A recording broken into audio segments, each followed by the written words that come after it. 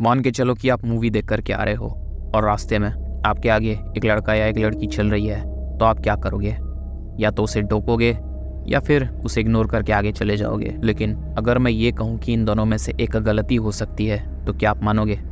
ठीक ऐसा ही हुआ था मानसी के साथ। मानसी एक वेल एजुकेटेड और काफ़ी अच्छी लड़की थी, जिसने अपनी पढ़ाई आईआईटी कानपुर से करी थी और एक आईटी कंपनी में जॉब करती थी। वो मूवीज़ देखना काफ़ी पसंद करती थी। जब भी वो खाली होती थी या उसकी छुट्टी होती थी तो वो कोई ना कोई मूवी देखने के लिए चली जाती थी।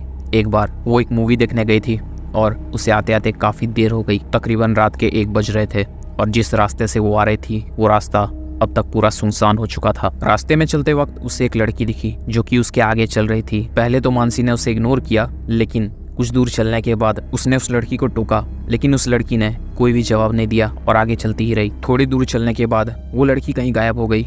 ये देखकर मानसी काफ़ी ज़्यादा हैरान हुई कि वो लड़की गई कहाँ, और फिर इसके बाद मानसी अपने घर चली गई।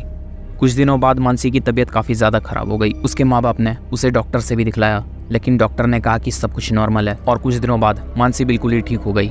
उसे देखकर ऐसा लग रहा था जैसे उसे कभी कुछ हुआ ही ना हो। एक रात मानसी के घर पर सब कोई सो रहे थे, तभी उसके पापा को रात को 12 बजे काफ़ी ज़ोरों से प्यास लगी। उसके पापा उठकर किचन की तरफ पानी पीने के लिए गए और पानी पीने के बाद उन्हें मानसी के कमरे से कुछ आवाज़ें सुनाई पड़ी। वे तुरंत ही मानसी के कमरे के पास पहुंचे और कमरे के बाहर खड़े होकर के वो उस आवाज़ को सुनने लगे। दरअसल अंदर से एक अनजान लड़की की आवाज़ आ रही थी जो कि मानसी से बात कर रही थी। ये सुनकर उसके पापा काफ़ी ज़्यादा हैरान हुए और उन्होंने मानसी के गेट पर नॉक करना शुरू कर दिया। थोड़ी देर बाद मानसी ने कमरे का दरवाज़ा खोला और